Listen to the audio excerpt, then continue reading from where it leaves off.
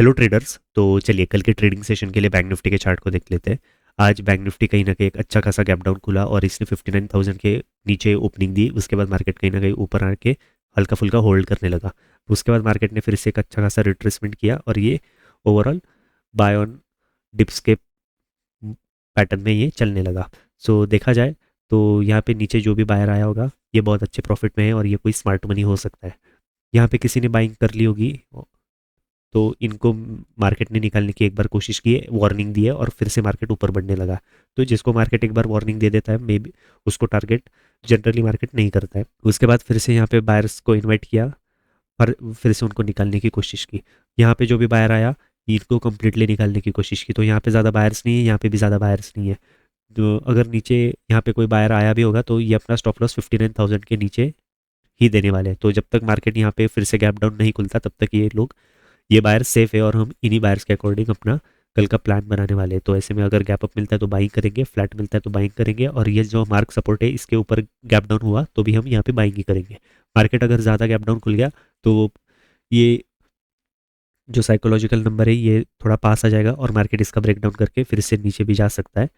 और ओवरऑल देखा जाए तो यहाँ पे अगर किसी ने सेलिंग भी कर ली होगी तो गैप डाउन की वजह से इनको प्रॉफिट मार्केट दिखा देगा ज़्यादा। तो एक बार इनको अच्छा प्रॉफिट दिखने लगा तो इनको टारगेट करना थोड़ा सा मुश्किल हो जाएगा। इसलिए मार्केट ओवरऑल तीनों कंडीशन मार्केट में हम यहाँ पे बाइंग करने की ही कोशिश करेंगे। ऐसे में अगर निफ्टी 50 के चार्ट को देखें तो निफ्टी 50 आज अच्छा खासा गैप डाउन ओपन हुआ यहाँ पे 100 पॉइंट के आसपास। उसके बाद एक अच्छी सेलिंग दिखाई, फिर एक कहीं ना कहीं एक वी शेप रिकवरी दिखाई और उसके बाद मार्केट यहाँ पे भी बाय ऑन डिप्स के पैटर्न में चलने लगा। तो ऐसे में यहाँ पे नीचे जो भी बायर आया होगा अच्छे प्रॉफिट में बैठा होगा। मार्केट ने साथ के साथ बायर्स को भगाने की कोशिश तो ज़रूर की है। यहाँ पे जो भी बायर होगा वापस भाग गया होगा। एंड के मोमेंटम में मार्केट ने एक यहाँ पे रिट्रेसमेंट के साथ सेलिंग दिखाई है तो ये मे भी यहाँ पे सेलर्स भी बैठे हों। ऑल्सो अगर हम देखें तो ये जो प्रीवियस डे का क्लोजिंग है इसको मार्केट ने ब्रेकआउट किए बिना ही इसका ब्रेकआउट यहाँ पे नहीं हुआ है। तो यहाँ पे सेलर्स कंप्लीटली भागे नहीं होंगे और बायर्स भी ज़्यादा आए नहीं होंगे। जो भी हल्का फुल्का बायर आया उनको मार्केट ने ये मोमेंटम के साथ निकालने की कोशिश की। तो यहाँ पे आसपास फिर से कोई ज़्यादा बायर्स नहीं है। तो देखा जाए तो यहाँ पे बायर्स बैठे, प्रीवियस डे में यहाँ पे सेलर्स बैठे और हल्के फुल्के यहाँ पे भी सेलर्स बैठे हो सकते हैं। तो इन्हीं सेलर्स को टारगेट करने के लिए हम कल गैप अप मिलता है तो बाइंग करेंगे, फ्लैट मिलता है तो भी बाइंग करेंगे और गैप डाउन में भी बाइंग करेंगे। गैप डाउन अगर ये सपोर्ट के नीचे चला हो जाता है तो फिर ये सेलर्स पहली बात अच्छे प्रॉफिट में आ जाएंगे, ये बायर्स डर के भागना चालू करेंगे। तो फिर से मे बी मार्केट जैसे कल मार्केट फिर से कल थोड़ा ज़्यादा नीचे भी जा सकता है क्योंकि आज ये नीचे जाने के बाद घूम गया, बट कल ये नीचे जाने लगा तो ये ज़्यादा भी नीचे जा सकता है। तो ये सपोर्ट जब तक होल्ड है तब तक हम यहाँ पे तीनों इंडेक्सेस में बाइंग साइड के सेटअप में ही बैठने की कोशिश करेंगे। ऐसे में अगर हम सेंसेक्स के चार्ट को देखें तो सेंसेक्स और निफ्टी में ऑलमोस्ट सेम ही चार्ट बना हुआ है।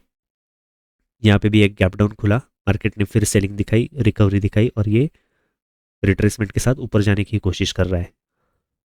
तो ऐसे में नीचे के जो बायर है ये अच्छे प्रॉफिट में आए होंगे क्योंकि यहाँ पे ब्रेकडाउन होने के बाद यहाँ पे सेलर्स आने की कोशिश कर रहे होंगे बार बार। 84,500 का जब ब्रेकडाउन हुआ तो यहाँ पे ब्रेकडाउन देख के सेलर्स आए होंगे तो इनको टारगेट निकालने के लिए एक बार मार्केट ऊपर गया, फिर रिट्रेस किया, फिर कहीं ना कहीं बाय ऑन डिप्स के पैटर्न में ही चलने लगा। तो नीचे के जो बायर्स है ये अच्छे प्रॉफिट में, यहाँ की जो भी बायर आया होगा उनको शार्प मोमेंटम करके निकालने की कोशिश की, फिर से ऊपर गया मार्केट, फिर से यहाँ पे बायर आए होंगे, इनको निकालने की कोशिश की। तो आसपास के बायर्स को मार्केट ने कंप्लीटली भगा चुका है, सिर्फ ये नीचे के बायर्स है। तो ये जो भी बायर्स बैठे होंगे ये अपना स्टॉप लॉस 84,500 के नीचे ही देने वाले हैं। तो जब तक ये लेवल होल्ड है, ये दोनों लेवल जो हमारा मार्क सपोर्ट है और राउंड नंबर ये जब तक होल्ड है तब तक हम इन्हीं बायर्स के अकॉर्डिंग गैप अप मिला तो बाइंग करेंगे, फ्लैट मिला तो भी बाइंग करेंगे और इसके ऊपर गैप डाउन मिला तो भी हम यहाँ पे बाइंग ही करेंगे।